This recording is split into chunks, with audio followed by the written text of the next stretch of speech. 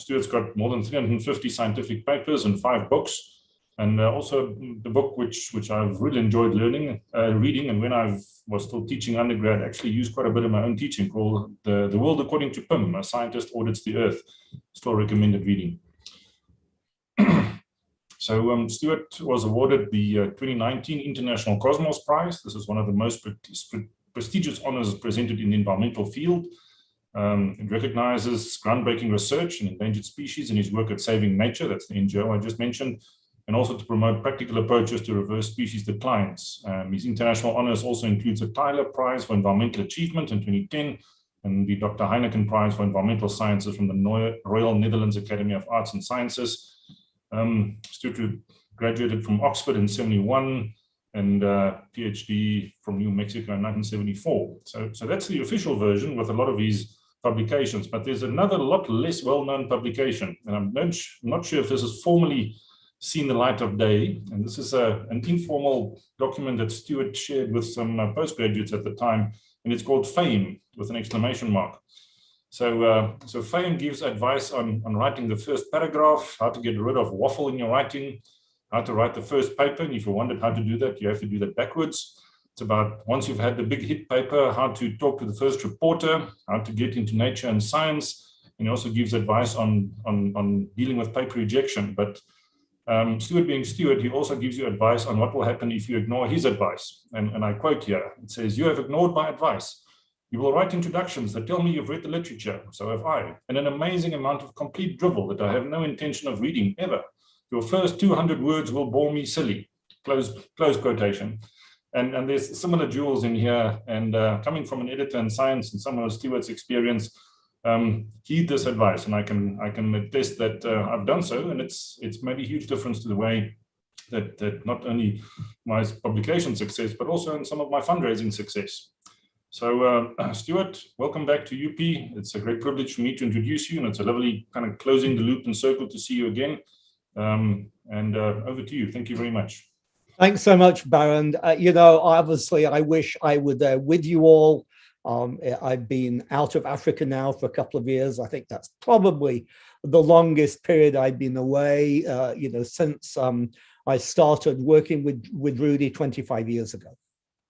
So in October of this year, the nations of the world are going to come together in Kunming, China, to have the COP15 meeting of the Convention on Biological Diversity.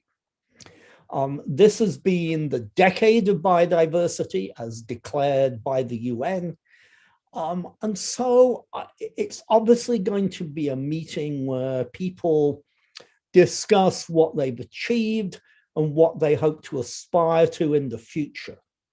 One of those ideas that's getting a lot of currency is the 30% solution, the idea that we should be protecting 30% of the land and 30% of the oceans.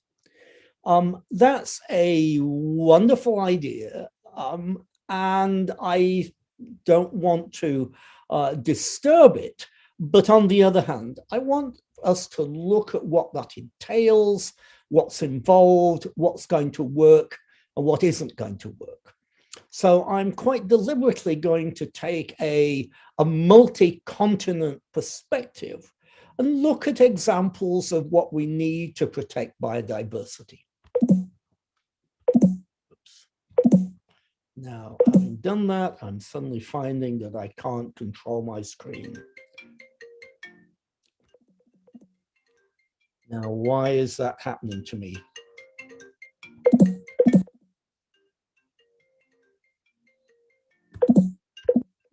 No. Hold on, I am not sure why this is happening because we tried it a moment ago.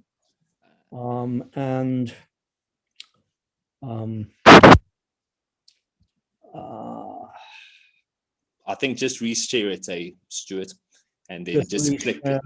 Yeah. Yeah, I think that's probably right. I don't know why the program is not behaving itself. Share screen, keynote. Don't forget that little box. Oh, good gracious me. So let me stop sharing again. Try again. Share screen. Yeah, that the boxes are checked. Yep. I want to check that screen. Share. And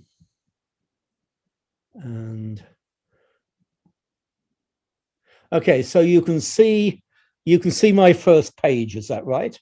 Yes, go for it. All right. Okay, good. That seems to have worked. So you see the second slide that says COP15 2020. Yes, go for it, Stuart. Thank goodness. So what I want to talk about is what will be COP15's aspirations, what it did in the past, how well are we doing at meeting biodiversity targets, and then to talk about the really difficult questions, which are, how can we do better? There's a lot of nations that are saying the right things. We finally got rid of President Trump at the end of last year. Sensible people heaved a huge sigh of relief. And we brought in President Biden, who has already taken a very strong stance on environmental issues. And he has committed to, achieving 30% of our lands and waters by 2030. So he's buying into this 30% solution. Interestingly, China is buying into it too. They're the hosts of COP15, and you have to add the numbers up.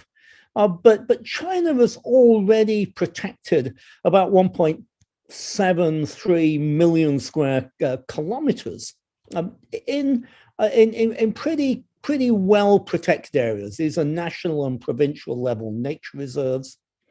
And then it has a policy of what's called redlining, which means that it has environmental constraints on chunks of the land. So President Xi Jinping is already making a very, very significant commitments to the 30-30 aspiration that they're going to host later in the year. Now, it's hard for me to say anything nice about Boris Johnson. If you are in love with our British Prime Minister, well, you can get psychological help. But be that as it may, Boris has said, yes, he too wants to protect 30% of the land. The question is, do you trust him?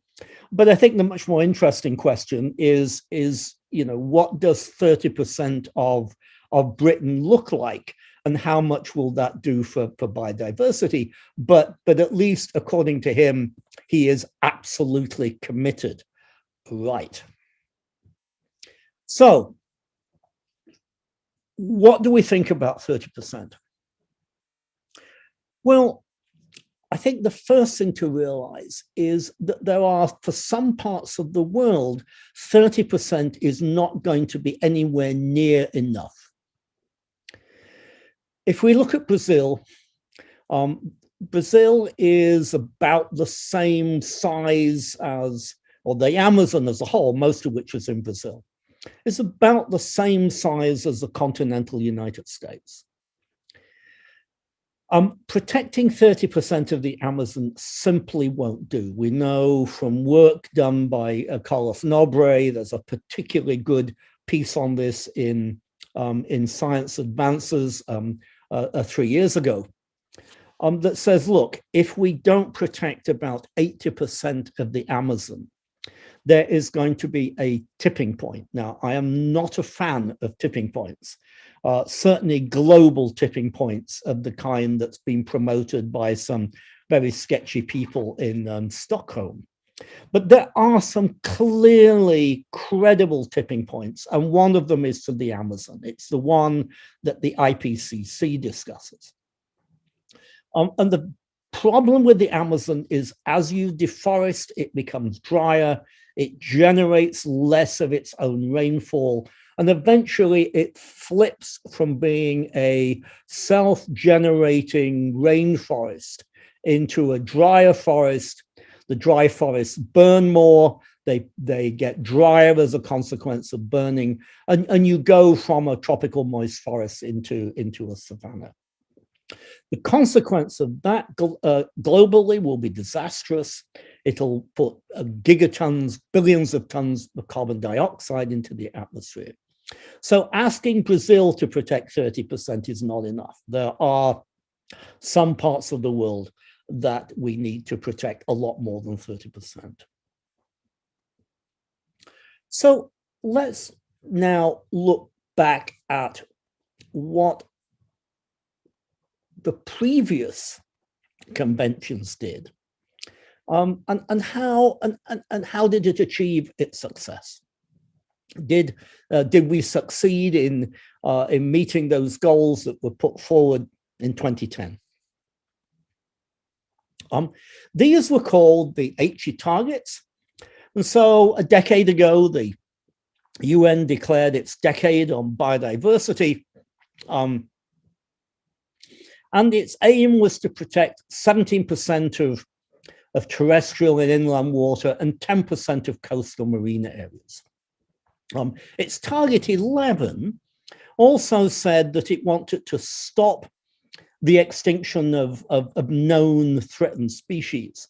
That known is an interesting word because it suggests that there's a lot of species that we don't know. But these are the two targets I want to discuss. That's not the only aspiration out there. Ed Wilson, in his book, Half Earth, said, look, we ought to be aspiring for 50% of the planet. We ought to protect a lot more than just 30%. The HE targets wanted to get 17%, and we haven't done too badly. We got to 13.3% of ice-free land surface. So there has been a very, very impressive expansion of protected areas worldwide over the last 30, 40 years. So there's a lot of good news out there in terms of the fraction of the planet that we're protecting. But given those targets of area, I think we ought to be able to ask, how well are we meeting the biodiversity targets? It's one thing to say we're protecting land. It's another thing to ask how well we are protecting the biodiversity. How are we doing to slow the rates of extinction? So let's take a sort of a side trip and look at what we know about biodiversity. A couple of years ago, the IPCC, I have to take a deep breath before I say this, the Intergovernmental Science Policy Platform on Biodiversity and Ecosystem Services, that's really a mouthful, IPBES, talked about species declining at unprecedented rates and extinction accelerating. I'm very grateful that IPBES does not talk about the sixth extinction. I am hugely against the notion of talking about the sixth extinction. It's grandstanding. It doesn't actually tell us anything. It's extremely difficult to compare what's happening to the planet at the moment with what happened 60 million years ago when an asteroid plowed into Yucatan and wiped out the dinosaurs. So fortunately, IPBES did not go there. But it did have some numbers which I think are difficult. It says up to 1 million species threatened with extinction, and 8 million species in total. The problem with numbers like that is that we really do not have a good idea about how many species there are. If you look at where that 8 million number comes from, it comes from one scientific paper, when in fact there is a whole array of estimates about how many species there are, I think equally credible to the one they cited. So they come up with an estimate of 8 million species, and then estimate that sort of anywhere from 15 to 30% of 8 million species are threatened with extinction, and come up with a number of 1 million. And you think, how do you get 1 million from 15 to 30% of 8 million? And the answer is, you don't. It's a number that they have pulled out of thin air. On the other hand, they do, very thankfully, talk about the rates of species extinction. And that, I think, is worth exploring, because we really do have a good handle on how fast species are going extinct as a rate. Here's the deal. Al Gore, in his book, An Inconvenient Truth, talks about the extinction rate as being 1,000 times higher than the normal background rate. Now, you might wonder, from whom did Al Gore get that number? And the answer is, he got it from me. We've got it from my group. I'm even more flattered that a couple of years ago, there was a demonstration in England, and there was this wonderful lady who held up a sign saying extinction rate up 1,000-fold. I am so flattered and honored by this. And if anybody ever knows who that lady is, I'd like to know so I could thank her. My work has been published in many prestigious journals, but this was the first time that my work has been featured in a street demonstration. So why express the numbers in this way? Well, the simple reality is that we really don't know how many species there are. If you look at the various estimates, then you find that they're all over the place. We really don't have a good idea of how many species of insects there are. We don't know how many species of fungi there are, and it's I think very foolish to try and plump for a particular number like 8 million. So if we don't know how many species there are, it doesn't make a lot of sense to try and come up with some number. That number of 1 million is really just sort of pulled out of the air. It's a thumb suck. But that sort of begs the question then is, well, how well are we meeting our biodiversity targets if we don't have a measure of the number of species? Well, while we can estimate the number of species for plants and some other taxa, for the groups like insects and fungi, we really don't. There's a lot of species out there for which we really don't have credible estimates. But we can calculate death rates. And this is sort of the theme of what my group has been doing over the years. And it looks something like this. We can estimate death rates for people. We know that a typical death rate for people in the United States is about 8,000 people per million people per year who die. We can do that in a normal year, and we can do that in a COVID year. And it's that difference that tells us just how badly the Trump administration managed COVID in the United States.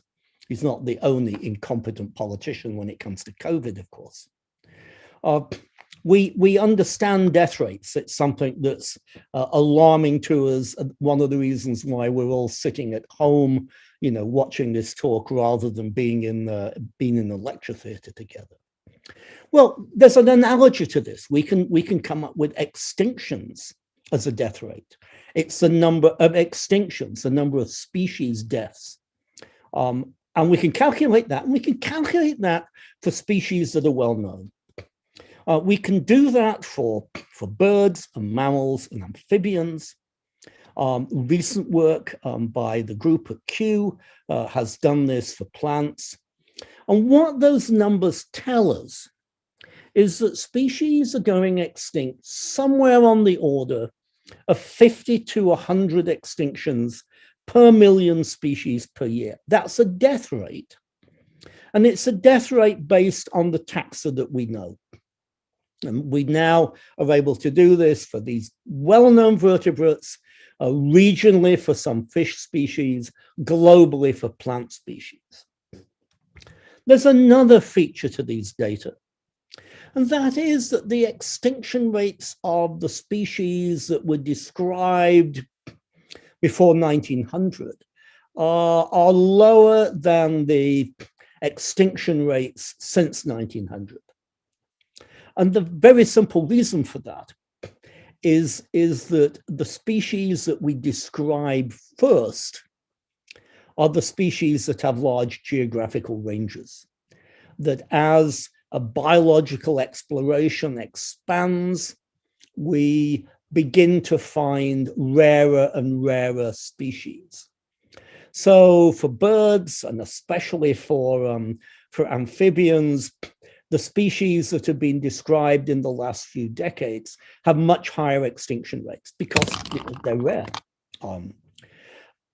The consequence of that is that when you have an incomplete taxonomic record, you're going to underestimate the number of extinctions.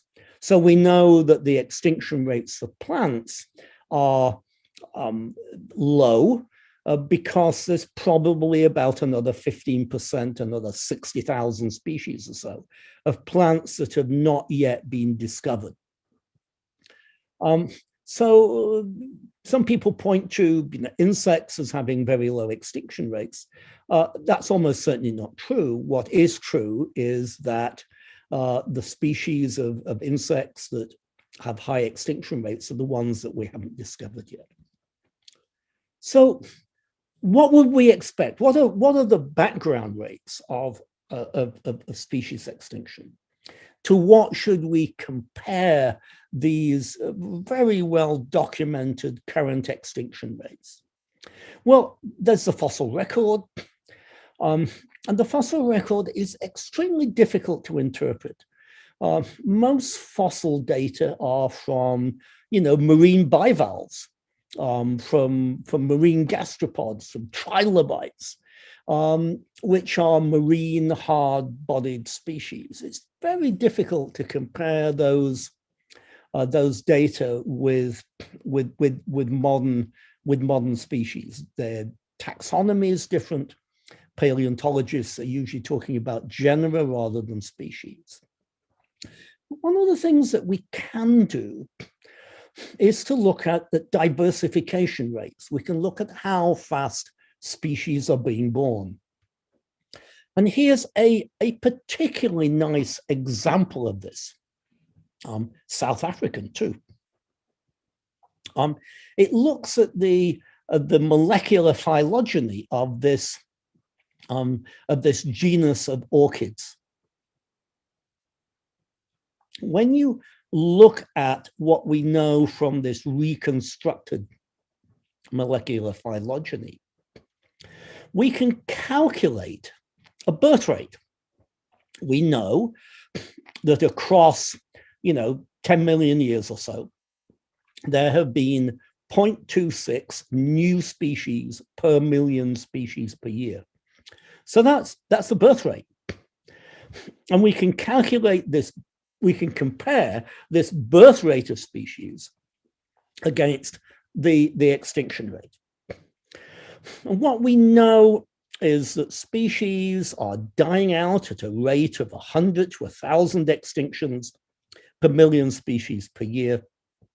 And that's roughly 1,000 times faster than species diversify as judged by molecular phylogenies. A typical birth rate for species is 0.1 new species per million species per year. So it's those comparisons that allow us to get a really good quantitative handle on how fast we're losing biodiversity. The question that comes up is how well are we doing to protecting species from extinction? Well, I wanted to address this because it seems to me to be entirely connected to what is going to take place in Kunming later in the year. It's one thing to be asking for more land protected, but where have we protected land globally, and how well does it protect biodiversity? Now, this Venn diagram shows that globally we protected a little shy of 18 million square kilometers. And then it divides the Earth into two bits, the wild bit and the less wild bit. We chose half deliberately because we wanted to address this notion of half Earth. What you can see very clearly is, by and large, we have established protected areas in the places that are cold and dry and away from people. We put protected areas in the wild places, the places with the least human impact. So if we ask our politicians for 30% or 50%, they're almost certainly going to give us more of what we've already got. They know how to protect, wild remote places. And if we ask for 30%, we're probably going to get, 20%, but it's going to be 20% of these wild places. I have seen the world's largest protected area. That's it in the bottom left-hand corner. It's the national park that's the top end of Greenland. And you're probably thinking of, what's a nice tropical biologist like me who wishes he were in Africa right now, looking down in Greenland. And the answer is, well, flying over it. When you fly from the United States to China, if you get a clear day, you go right over the North Pole. And before you get there, you get the northern end of Greenland. So, I don't want to disparage this national park. It has musk ox in it, and polar bears and ivory gulls, but it's not exactly the biologically richest part of the planet. Most of the big national parks that we have in the world are like this. They are remote places. So one of the things we can do is to ask how well this protecting mostly remote places has done to protect biodiversity. And there's a sort of a null hypothesis here. Other things being equal, if we protect 13% of the land, we might expect we'd be protecting 30% of species ranges. So let's look at this. Let's take a wide-ranging species. This is I believe is a fly. I want it to be a fly to commemorate the fact that a fly landed on the face of Vice President Pence when he was debating Kamala Harris, and stayed there. I suppose the fly was trying to pick appropriate habitat. So let's consider a species that has a huge geographical range. One would expect, by chance alone, that if you put that species range down at random, that 13% of it would be in protected areas. And, 50% of the range would be in wild areas and 50% would be in more human occupied areas. The 13% you notice is mostly in the wild areas. So for a large range species, you'd expect, on average, 13% of the range to be protected. What about small range species? Well, clearly, small range species can be anywhere. So here is a set of unicorns. They're so rare and endangered, we haven't actually discovered them yet. But other things being equal, we would expect 13% of the unicorn species to be in protected areas, and 50% to be in wild areas, and 50% to be in non-wild areas. So for a small range over an ensemble of species, you still expect the same, the same fractions to be protected. So how well have we done? If we look at species that have large geographical ranges, we find that we have protected their ranges pretty much as you'd expect by chance. Species that have ranges of more than 1 million square kilometers have about 13% of their range in protected areas, and about 40 to 45% of their range in the wild places. So when we look at species with huge geographical ranges, we've protected them about as much as we expect by chance. But when we look at species with small geographical ranges, the remarkable thing is that we've done a lot better than you'd expect by chance. Excuse me.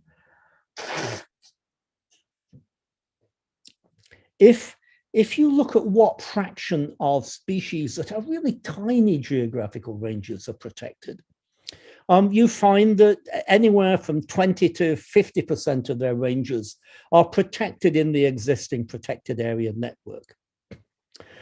But what you also notice is that if we were to protect 50% of wild areas, we wouldn't do a particularly good job of protecting more of these critically endangered species.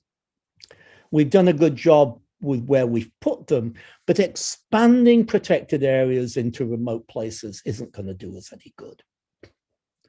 So the reality is that when you're dealing with these really rare species, we've done a better job than you think. So these are all species that have tiny ranges, and as a global conservation community, we've done a good job of looking after them, a better job than you'd expect by chance.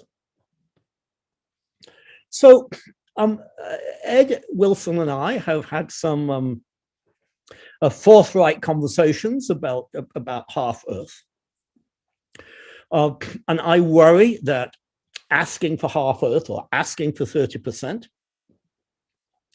isn't going to get us a lot in terms of protecting biodiversity. And Ed replies, and I love his reply. He says, look, half Earth, 30%, aspirations like that, are things that we should tell our politicians to try and achieve. But given that, we need to prioritize. We can't just ask for the easy 30%. We have to try and go for the best bits, the priorities where biodiversity is. So with that, I want to come to the sort of the final version of this, which is to ask, how can we do better? What are the challenges that we're going to have to come if we're going to protect more biodiversity as targets when we meet in Kunming? Since China is the host, as a case history, I want to talk about China first. It's got 1.4 billion people. That's an awful lot of people. But it's protected nearly 12,000 areas now, and they cover 18% of its land. So it's done a sort of a remarkably good job, even though it's clearly got, further to go. So at the end of last year, my colleague, Professor Binbin Li at Duke University, Kunshan, and I looked at how China had developed its protected areas. If you look at where those protected areas are, as you would expect, they are mostly in the West. They are mostly in the places in China that are remote and sparsely populated. And indeed, that area in the Western China that's shaded in yellow is the world's second largest national park. It's Sanjianwan, the Three Rivers area up on the Tibetan Plateau, where the Mekong and the Yellow and the Yangtze River all arise within a day's drive of each other. The history of establishing China's protected areas is that not a lot happened until the 1980s. But then there has been a very, very substantial growth in the number of protected areas. That growth has been, as you might expect, very, very different in different ecosystems. It's been very, very easy for China to, relatively easy for China to establish protected areas in the remote West, where high elevation grasslands and savannas and shrublands often above the tree line.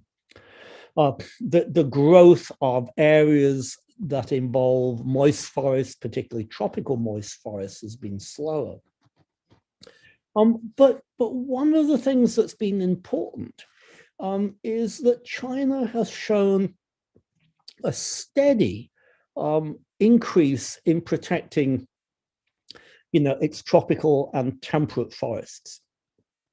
So if you ask China to protect 30% or 50%, probably what it's going to do is it's going to protect more of the remote areas of the West, Xinjiang, Inner Mongolia, the Gobi Desert, places where there's not a lot of people and there's not a lot of species.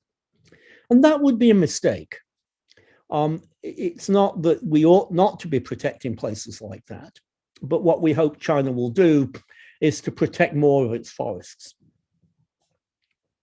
And if we now begin to look at how well it's protected its species, it's a complicated pattern. So let me try and go through this slide piece by piece.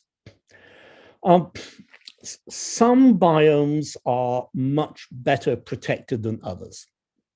Not surprisingly, the montane grasslands and shrublands, the areas high up on the Tibetan Plateau, have been much more extensively protected than elsewhere. But if you look at the average ranges of species, you find that as for the international pattern, that China has done better at protecting its species than you'd expect by chance. Given an area that's protected, say the relatively small amount of habitat that's protected as tropical and subtropical moist forests, they've only protected about 3% of that. But if you look at what fraction of species of amphibians, birds, and mammals within that forest has been protected, it's about 4%, 5%. So species have been protected better than you'd expect by chance. Apart from the montane grasslands where it's poorer simply because such a big area has been protected. So where China has selectively put its national parks and protected areas, it's done so very thoughtfully in terms of protecting species. It's also true that the species with the small geographical ranges have been protected better. So in this particular example, that antelope taken photographed in the middle of winter in the Tibetan Plateau, a lot of the Tibetan Plateau is protected. But given what you would expect, that antelope is not protected as well. It has a huge protection, but on the other hand, the area is vast. But species like this golden snub-nosed monkey is an example of a species that doesn't have a big range, but nonetheless, it's been protected better than you expect. So the China example is a very, very interesting one. I think China is probably going to be able to get to 30%. We want to make sure it's the right 30%, but I'm quite encouraged by what China is doing in terms of looking after its protected areas. So, let's go back to the second example. Let's go back to Great Britain. This is where I grew up in Britain. I don't get much chance to talk about conservation in my homeland. This particular place, this bridge across a river, is sacred ground to me. It's where my parents met on a date and where in the fullness of time I scattered their ashes. It's a beautiful part of Britain, but protecting 30% of Britain begs the question of what are you protecting? Most of the trees shown in that photograph are trees that have been planted there for forestry projects. They are not native trees. And those hillsides, those bare hillsides covered in pteridium bracken, once upon a time were forests of Scots pine and birch. So the challenge for Britain, which I think it's beginning to meet, is that it's going to have to do a very, very substantial amount of ecological restoration if it's going to live up to its potential for biodiversity. Too much of the British landscape has been changed, beyond recognition, and just sort of protecting upland moorlands so the British upper classes can shoot grouse doesn't really constitute biodiversity protection. Let's look very briefly at the United States. The maps at the top show the numbers of species and the endemic species for mammals, birds, amphibians, reptiles, fish, trees.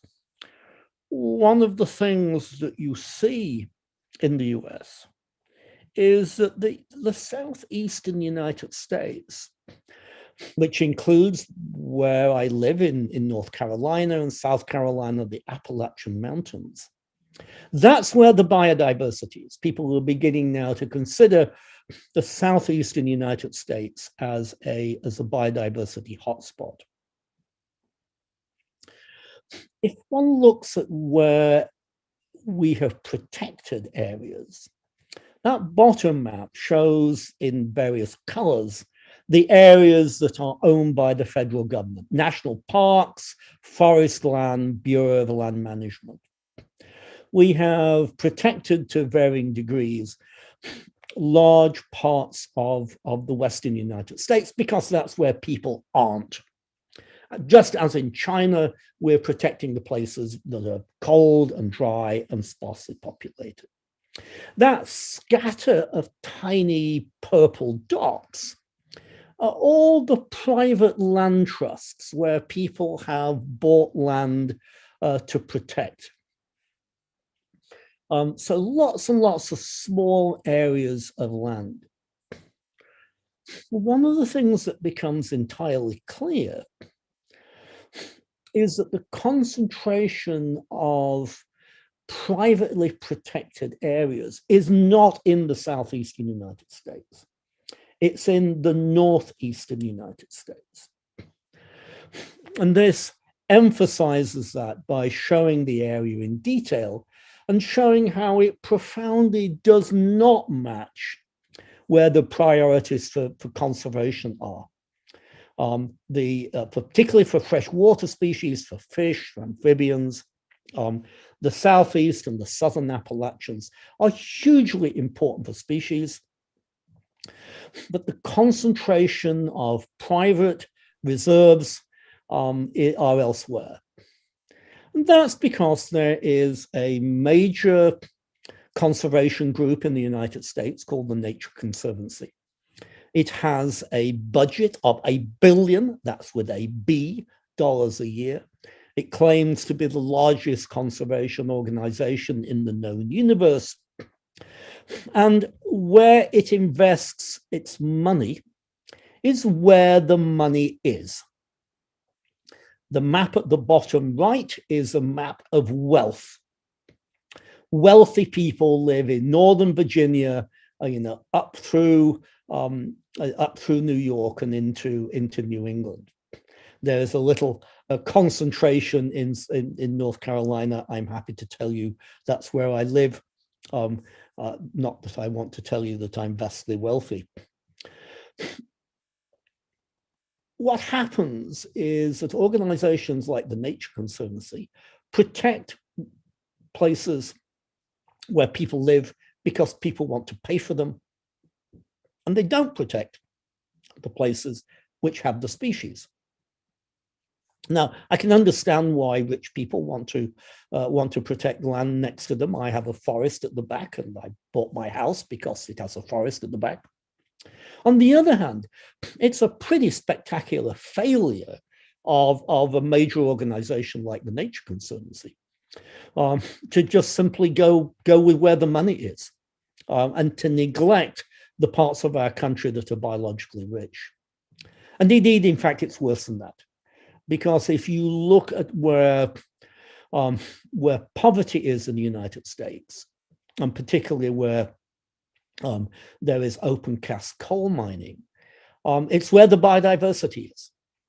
So we've got biologically incredibly rich places that have the worst rural poverty in the country, have enormous pollution, and national conservation groups have not properly addressed either the need to protect biodiversity or indeed the social factors associated with them.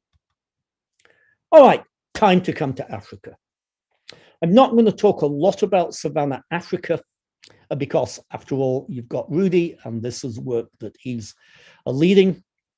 But this is an effort that I'm working on with Rudy, Rob Holderman, Ryan Huang, my postdoc, and Jesse Bocchiarelli, who is a graduate student now at the University of Pretoria.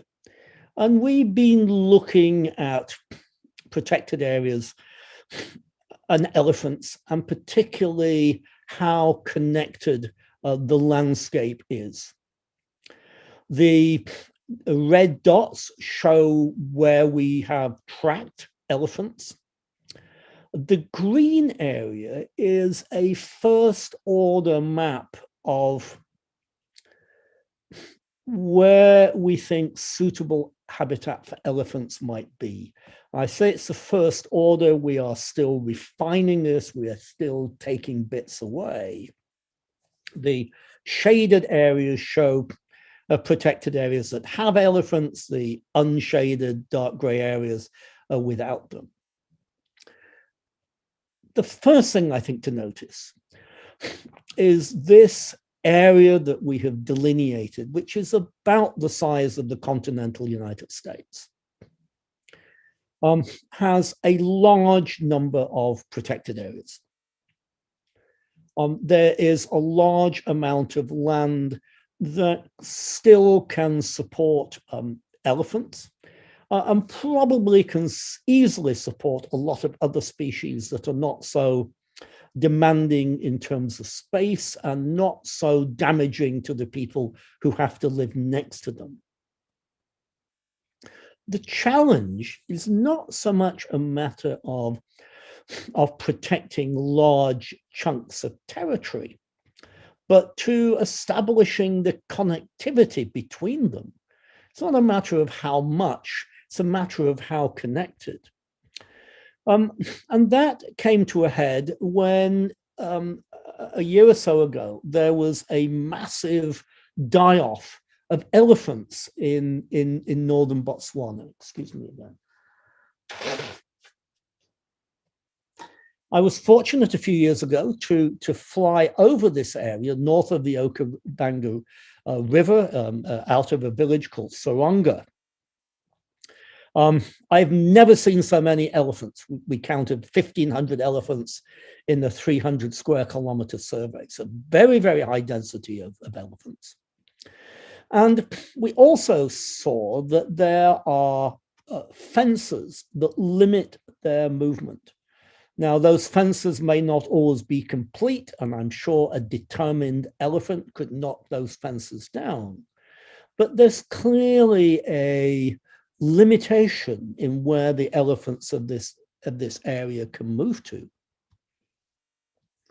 And we were fortunate to have data on elephant movements, and these are the data that we published in our very recent paper. And I think you can see very, very clearly that this area that we have considered in the middle of this slide has a large number of elephants that are restricted within it, and the elephants from the outside can't get in.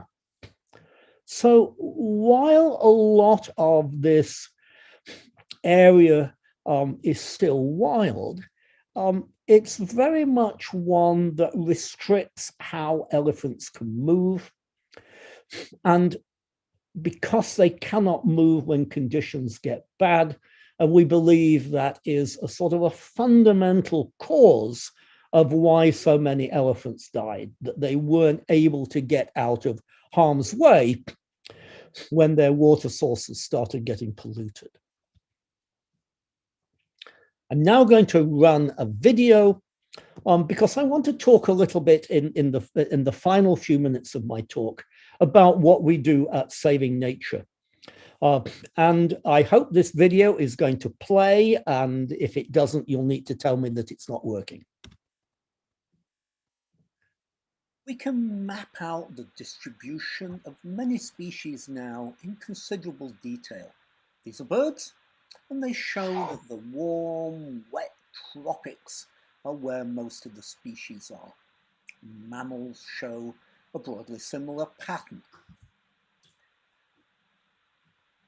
These are the places with the greatest concentration of species, and it's likely to be true for most species. Amphibians, for example, show a similar pattern, and while we have less detailed data for plants, it's almost certainly true. So we know, are you seeing my next slide, by the way, please?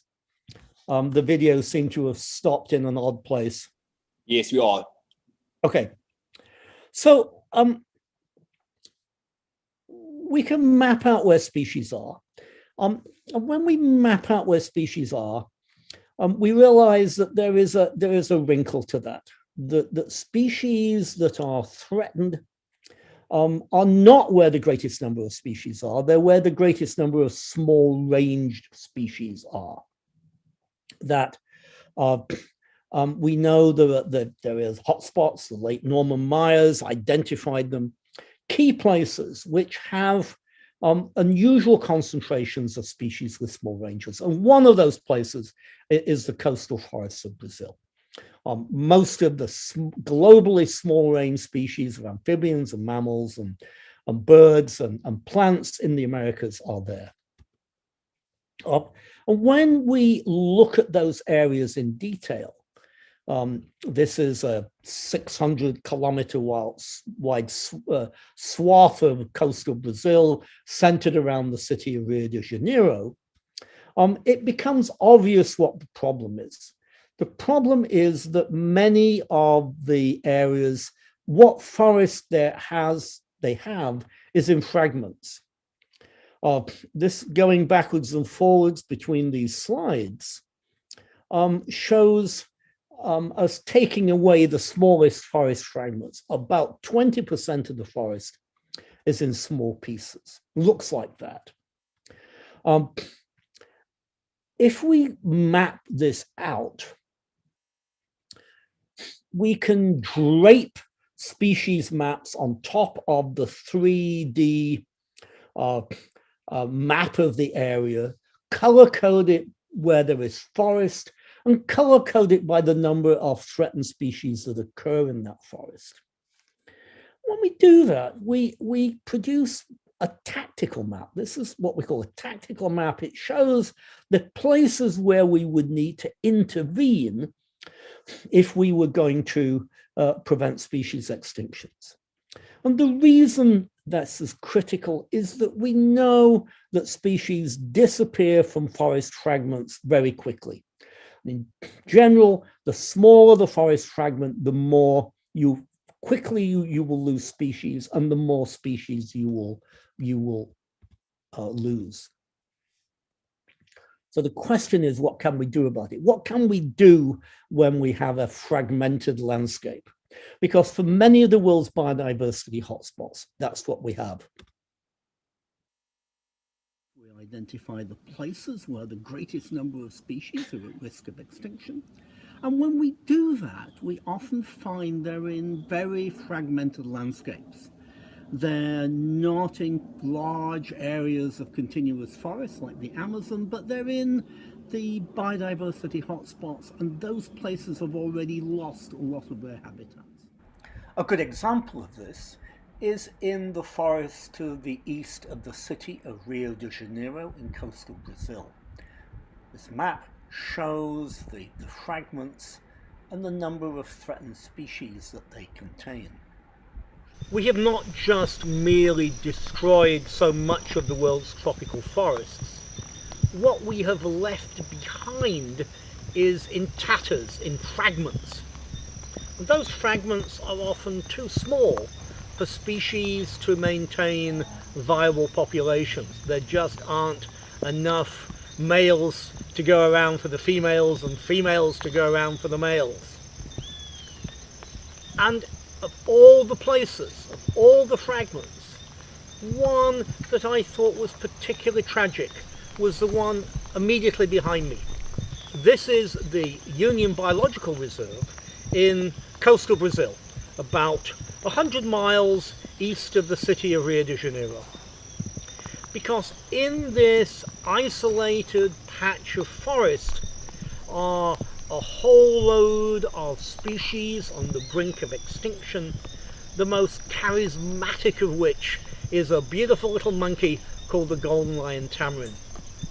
And the golden lion tamarins in that fragment could not go forth and multiply into the forest over there because there was the cattle pasture behind me. And when I saw that cattle pasture for the first time about 8 years ago, a cattle pasture just like the one I'm standing in, I thought it has to go. And so we have made it go away. This is a restored forest. I helped raise money for my friends at the Asociação Mico Leão Dourado, the Golden Lion Tamarin Association. I've planted this forest, and it now connects that once isolated fragment of forest in the Union Biological Reserve to a much larger area of forest over in this direction. It's what we call a biological corridor, and it means that the golden lion tamarins that were once imprisoned in this forest island, this forest fragment behind me, can now cross through these small but growing trees and go and find new habitats, new homes, new places for their tamarin families. So if we look at what that valley looked like in 2008, it was a pretty depressing place, a very, very badly graded cattle pasture. We helped our partners acquire the land, plant the trees, and that's what it looks like now. We have completely reforested this connection and connected the landscape. I could show you a lot more of images like that. We have done a number of, we have about a dozen projects around the world, but I know I am now over time. And so let me summarize. 30%, 30% is a great idea. But it's not sufficient on its own. There are places like the Amazon where we need to protect a lot more. And neither is it necessary. We can certainly protect a lot of biodiversity in a lot less land if we're smart. And we have been smart, but we need to continue to do so. And then I think we need to be aware that just asking for 30% misses a lot of details. Do we need to protect more of Africa? Yeah, but what we need to do is be a lot more smart in how we manage things, how we connect up the areas that we have. We don't want just asking for 30% to distract us from the small scale local solutions that are going to have the biggest impact on protecting biodiversity.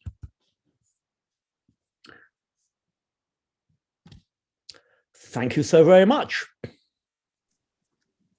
Stuart, I will tell you, when you agreed to do this, both Amanda and Prof. Rudy, they got a hold of me immediately and said, please make him the first talk, because it'll be something special. And as per usual, they are not wrong. It was not to disappoint. Thank you so much for a fantastic talk. You could go on for much longer. I'm sure the audience will only get bigger. So thank you for that. We will open the floor up for questions, for a couple of questions. If you have any questions for Stuart, you can raise your hands. Or type in the chat box. Ideally, it'd be easier to raise your hand to speak over Zoom because that's a bit quicker. But while your talk settles in, I have a quick question for you. A lot of our audience, comes from a large range of different themes of study, and many of them are quite young. We have quite a few young postgrads in our audience. So what's next in terms of research that can help provide the information we need and the people like yourself and governments to make better decisions? And in your opinion, what are those themes and questions we should be focusing on to help with this problem? I feel an enormous sense of responsibility because I have the first ever chair in conservation. Conservation is a new field. I was there when the Society of Conservation Biology was formed. I like to say, like Lord Elrond in Lord of the Rings, I was there at the beginning. And so I think the challenge in conservation is to worry about what it should include as a field of study. I think it's becoming increasingly clear that connections to local communities are vital, that if we're going to protect biodiversity, we have to understand the needs of local people and make sure that they benefit from what we do. I think that's very obvious in Africa. It's wonderful for tourists to come and drop $1,000 a night to stay at a fancy lodge in KwaZulu-Natal, but it's another thing to live next to an area where elephants can trample your entire year's food supply. So I think there are increasing challenges in how we engage local communities, and we are only beginning to explore what works and what doesn't work. But I also feel that we need to address this issue of connectivity. that what we have inherited from the past are landscapes that are very, very badly fragmented. They're fragmented on the scale of Africa, where we have huge national parks, but the question is, can elephants and lions and other large species move between them? And they're connected at the small scales where we at Saving Nature work, where we're buying up, 100 hectares or a few hundred hectares can reconnect species. So I think there are some very significant intellectual challenges. Some of them fall very clearly within ecology. Some of them involve genetics, of problems of inbreeding in small populations. But I think there is a need to expand our conservation activities to recognize that there is a component of social sciences that are central to understanding what we need to do. I'm sure that those words will be very heeded by the future academics sitting in the audience, hopefully, as hopefully we have more people like you that will come up, as the world definitely does need it. So now I'll open the floors to anyone that has questions or comments. Please raise your hands. Rudy is being quite quiet, which is not usually his style. So anyone have any questions or comments, please? Stuart has given, it's early morning for Stuart, so he is available to chat for a little bit. I see that Stefan Woodbury has some comments. Go for it, Steph. Yeah, thanks. Can everybody hear me? Yep. Yes. Right. I thought that was a wonderful presentation. It was really stimulating of a lot of ideas. One of the things that really struck me was how you evolved the idea of moving from a description of a kind of accounting of space versus ecological function. I thought that that's a very important idea. But I just want to add two layers onto that. The first is that in some ways, if you were to define certain areas for conservation, it doesn't guarantee that that conserves that area. So and an example would be, if you look in the dryland areas of Southern Africa, it may be cheap and easy to set that aside as conservation areas. But the prospect of climate change, and I'm referring to some work that was done by Shannon Conradi and Andrew McKechnie here, you can conserve those areas, but climate change is really going to be putting a lot of pressure on the endemic species in that area anyway. Yep. So conserving an area doesn't necessarily mean that you're conserving biodiversity. And then can I address the climate issue first? I mean, obviously, I packed a lot into this talk, and I didn't get to climate. There are really sort of only two practical things we can do about climate change. First of all, we can start reforesting big chunks of the world. First of all, we can stop deforesting. Tropical deforestation puts about 1 billion tons of carbon into the atmosphere, about 10% of the emissions. We can reforest, and at Saving Nature, we are actively involved in a lot of tree planting projects, all involving native species. So we've got to transition to sustainable sources of energy, and we've got to stop doing bad things like chopping forests down. There are good economic reasons for stopping that have to do with the emergence of diseases like COVID. The other practical thing, sort of really near-term practical thing we can do, is to connect landscapes so species can move. We know that species are going to have to move. Things are going to get drier, things are going to get hotter. And so we are very energetic at Saving Nature at trying to connect, areas so that species can move up slope. And designing, protecting areas that allow that movement is absolutely essential. So the next part of your question. Yeah, it's actually follows along the same line of thought here, because extinction is kind of related to a failure of ecological function at some point.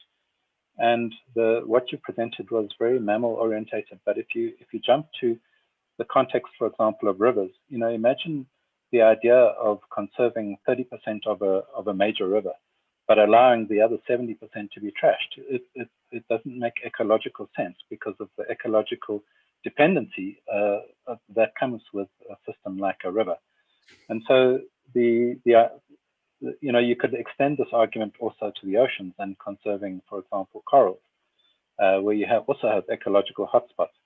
And so, is there danger in reducing this argument to an area versus the whole notion of conserving ecological function?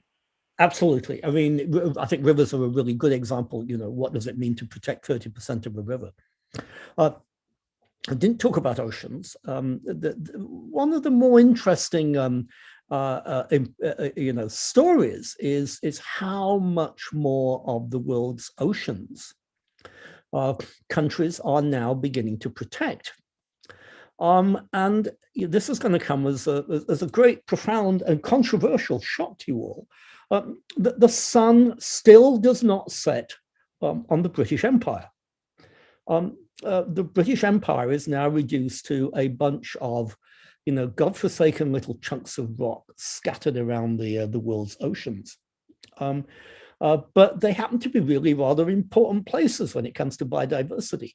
I mean, some have endemic species on them, which is interesting in its own right. But anytime you have a small, remote chunk of island in the middle of nowhere, you have a 200-mile economic exclusion zone around it. And so Britain has been able to protect, or increasingly protect, quite significant chunks of the world's oceans. Now, is that enough? No. Is it a start? Yes. That I think we have to be smart about how we protect rivers. We have to be smart in terms of how we protect the oceans. But certainly for the oceans, expanding the small but rapidly growing number of marine protected areas is a good way to start, if not a sufficient way to continue.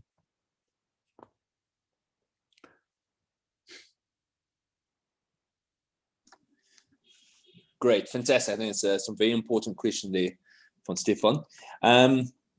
As we coming close to almost 6:30 here in South Africa, or at least 6:20, is there any last final comments from anyone? And if not, we'll again give a big thanks and hit our merry ways. So we'll just wait one more minute and see if anyone else would like to ask. Oh, there's a hand up here from David. Go for it, David. Good afternoon. Greetings from the Czech Republic. A quick question. Do you think that small protected areas connected with each other are better than large protected areas? That's an old chestnut in ecology, and there is no uniform answer. I mean, I think one of the wonderful things about being in Africa is Africa really does have huge protected areas, and they're amazing places, and they're necessary if we're going to have animals like lions and leopards and cheetahs and elephants and so on. But equally, there are special ecosystems, the fynbos of the Cape, the moist forests, particularly montane forests in East Africa. There, the areas are going to be much smaller, and there the challenge is going to be able to connect them up so that species can move between them and species can move upslope if need be. In other words, there isn't a uniform answer. It's not a simple answer. It has to depend on circumstance. And I think what worries me about these international targets of 30% is that it reduces it to a simple answer, and frankly, there isn't one. Thank you very much. So there's a final quick question which I can handle from, by choosing to confirm some areas we are making a moral decision about the failure to conserve species in areas that are not so charismatic. I mean, much of what we do at Saving Nature, frankly, is to recognize that the species that are not charismatic deserve love too. I think, obviously people care about lions and care about elephants, but, we need to be conserving lots of other species that are not so well known. And we're doing a better job of that than you might expect, but nonetheless, we need to pay a lot of attention to that. Okay, so thank you so much. No, thank you, Stuart, for coming through. And I'm sure at one stage we had on YouTube and on Zoom, we had about 90 people. So all 90 would say thank you so much for taking time out your day. And really, it's such an important talk. And we're holding thumbs for the future. And we thank you for the work you do for everyone. Absolutely my pleasure. I hope I'll see you, if not later this year, then next year in person, because it's been too long. Thank you so much for inviting me. Thank you, Stuart. Goodbye. Good night. Bye-bye, everybody. Thank you, Stuart. Bye. Bye, everyone. Night, Stuart. Thanks, mate.